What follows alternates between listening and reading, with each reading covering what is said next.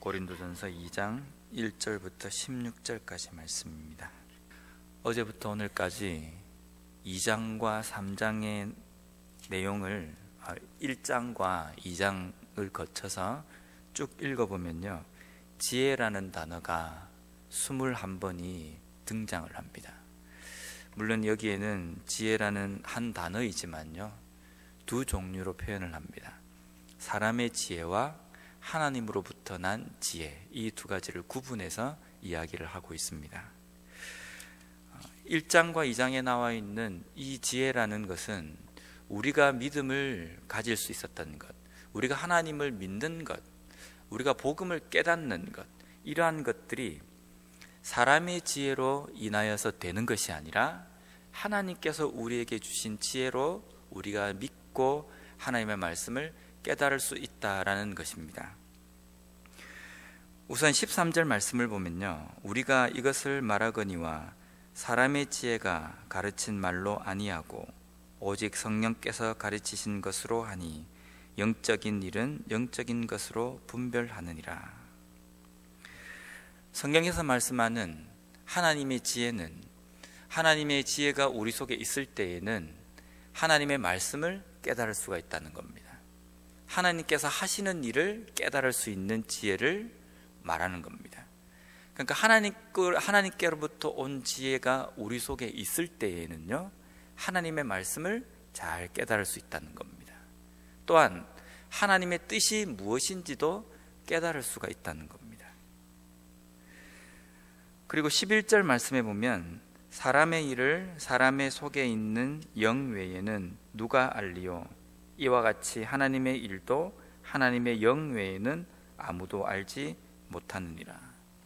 사람의 일을 사람 속에 있는 영이 알듯이 하나님의 일도 하나님의 영인 성령께서 아신다는 겁니다.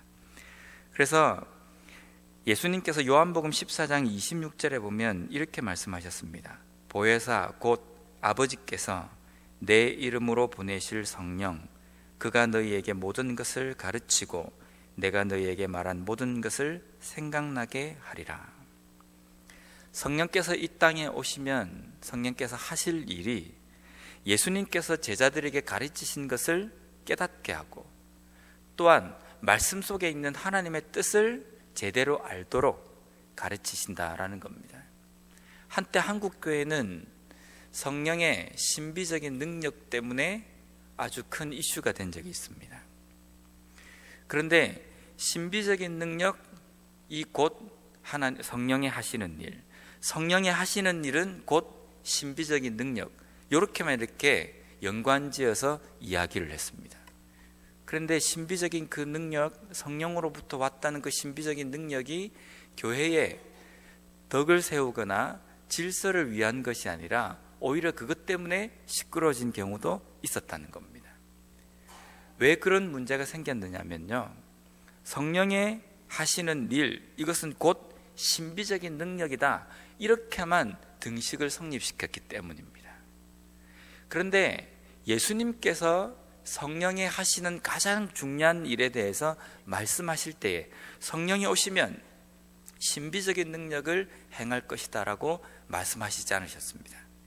요한복음 14장 26절 말씀처럼 보혜사 성령이 우리에게 오면 예수님께서 가르치신 내용, 그 복음, 그것을 다시 가르치시고 예수님께서 제자들에게 말씀하셨던 그 내용들을 깨달을 수 있도록, 하나님의 말씀 가운데 있는 하나님의 뜻을 깨달을 수 있도록 하신다라는 겁니다.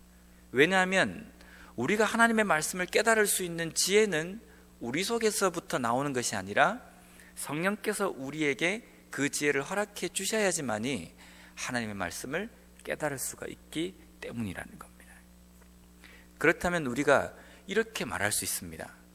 우리가 말씀을 보면서 이것은 조금 잘 못 깨닫겠다, 이것은 잘 모르겠다, 그럴 때에 뭐 그럴 수도 있지, 이 성경 66권 전체를 우리가 읽으면서 우리가 다 어떻게 이해를 할 수 있느냐, 모르고 넘어가도 된다, 모를 수도 있다 라고 이렇게 우리가 덮어놓고만은 있을 수는 없는 일입니다. 왜냐하면 하나님의 말씀을 깨닫지 못한다는 것은 하나님 말씀을 깨달을 수 있는 성령께서 우리 속에 그 말씀을 깨달을 수 있도록 하시지 않는다는 겁니다. 그러니까 즉 우리가 하나님 말씀을 깨닫기 위해서 성령께서 우리에게 지혜를 달라고 간구해야 될 필요가 있다는 겁니다. 우리 속에 성령께서 깨달을 수 있는 마음을 주셔야지 하나님의 말씀을 깨달을 수 있습니다. 하나님 말씀을 깨달아야지만이 하나님의 뜻대로 우리가 이 땅의 삶을 살 수 있다는 겁니다. 하나님의 말씀을 깨닫지 못하면 우리가 잘 살고 있지만, 내 나름대로 열심히 살고 있지만 하나님의 뜻대로 사는 것인지 아니면 그렇지 못한 삶을 살고 있는지 우리가 알 수 없다는 겁니다. 내가 지금 살아가고 있는 내 삶이 하나님께서 원하시는 삶대로 내가 살아가고 있는지 그렇지 못한지를 말씀을 통해서 하나님의 뜻을 깨닫고 하나님께서 원하시는 길이 무엇인지를 알고 우리가 가야 합니다. 그런데 우리가 말씀의 뜻을 깨닫지 못하고 하나님의 뜻을 깨닫지 못하면 하나님께서 원하시는 말씀 뜻대로 우리의 삶을 살아갈 수 없다는 겁니다. 그래서 우리는 매일매일 삶 속에서 내 생각과 내 뜻과 내 주관이 아니라 하나님의 뜻대로 나의 삶을 살아가고 또 말씀 속에 있는 하나님의 뜻을 깨달을 수 있도록 해달라고 끊임없이 간구해야 합니다. 마지막으로 16절 말씀에 보면 사도 바울이 이런 고백을 합니다. 누가 주의 마음을 알아서 주를 가르치겠느냐? 그러나 우리가 그리스도의 마음을 가졌느니라. 우리가 가르치고 배운 것은 성경에 기록되어 있는 활자가 아닙니다. 글자를 우리가 알고 글자를 우리가 배우는 것이 아닙니다. 성경에 기록되어 있는 하나님의 뜻입니다. 그런데 하나님께서 우리에게 원하시는 우리의 삶의 뜻이 무엇입니까? 가장 큰 것은 예수님께서 마지막으로 승천하시면서 제자들에게 하신 말씀입니다. 성령이 우리에게 임해서 우리가 권능을 받고 말씀을 깨닫고 하나님의 뜻을 잘 알아서 우리가 가는 곳곳마다 많은 사람들을 제자를 삼고 하나님의 백성을 삼고 그들로 하여금 하나님의 백성이 되도록 하는 증인의 삶을 사는 것, 그것이 하나님의 뜻입니다. 가장 큰 뜻입니다. 그것을 위해서 성령께서는 우리의 마음 가운데 역사하신다는 겁니다. 그런데 증인의 삶을 살기 위해서 우리가 우선 되어야 할 것은 성령께서 우리의 마음 가운데 하나님의 뜻을 깨달을 수 있는 지혜를 주셔야 된다는 겁니다. 그 지혜가 우리 속에 있고 하나님 말씀을 깨닫게 되면 우리의 마음에 예수 그리스도의 마음을 품게 되는 겁니다. 세상을 향한 하나님의 뜻을 알 수 있게 된다는 겁니다. 세상을 향한 하나님의 뜻이 어디에 있습니까? 오늘날 북한 땅을 향한 하나님 뜻이 무엇이라고 생각하십니까? 그냥 저렇게 두다가 알아서 무너지겠지, 그게 하나님의 뜻이겠습니까?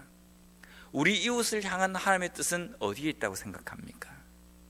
그 사람들은 자기들이 복음을 받아들이지 않기 때문에 저러다가 망하겠지, 이렇게 두는 것이 하나님의 뜻이라고 생각하십니까? 오늘날 내 삶에 하나님의 뜻은 어디에 있다고 생각하십니까? 이렇게 내가 대충 살다가 대충 믿다가 내가 그냥 하나님 부르시면 발 뒤꿈치라도 잡고 내가 구원은 받겠지, 이렇게 사는 삶을 하나님께서는 원하시겠습니까? 우리의 마음 가운데 하나님 뜻을 깨달았다고 한다고 하면 오늘 16절 말씀처럼 그리스도의 마음을 가질 수 있어야 합니다. 그리스도의 마음이라는 것은 오늘 내 삶에 하나님께서 원하시는 마음입니다. 이웃을 향한 하나님의 마음을 읽을 수 있어야 합니다. 북한 땅을 향한, 세계 곳곳을 향한, 믿지 않는 사람들을 향한 하나님의 마음, 그 마음을 우리가 읽을 수 있을 때에 우리의 마음 가운데 하나님의 뜻을 깨달았다라고 우리가 이야기할 수 있다는 겁니다. 내 삶 가운데 예수 그리스도의 마음을 가지고 내 삶을 바라본다고 한다면 내가 어떤 마음을 품고 어떠한 삶을 살아가야 할지를 우리가 깨달을 수 있다는 겁니다. 우리 이웃도 또한 세계 곳곳에 있는 믿지 않는 영혼들을 바라보는 우리의 시야도 마찬가지입니다. 우리가 오늘도 우리에게 주어진 이 하루의 삶을 살아갈 때에 우리의 뜻대로 살아갈 수 없습니다. 하나님의 지혜가 있어야지만이 하나님의 뜻을 깨닫고 살아갈 수 있습니다. 하나님의 뜻을 깨닫는 것은, 그 복음을 깨닫는 것은 우리가 좀 똑똑하기 때문에 깨닫는 것이 아니라 성령께서 우리 가운데 역사하셔야지만이 그 뜻을 깨달을 수 있습니다. 그 뜻을 깨달을 때에 예수님께서 우리에게 말씀하신 증인의 삶을 살아갈 수 있다는 겁니다. 증인의 삶이라는 것은 하나님께서 이 땅 가운데 품으신 하나님의 마음을 이해하는 것입니다. 오늘 하루도 성령께서 우리 가운데 역사하심으로 말미암아 하나님의 뜻을 깨닫고 하나님의 마음을 품고 그 뜻과 그 마음을 가지고 오늘 하루의 삶을 하나님께서 원하시는 삶을 살아가는 우리 모두가 되었으면 좋겠습니다.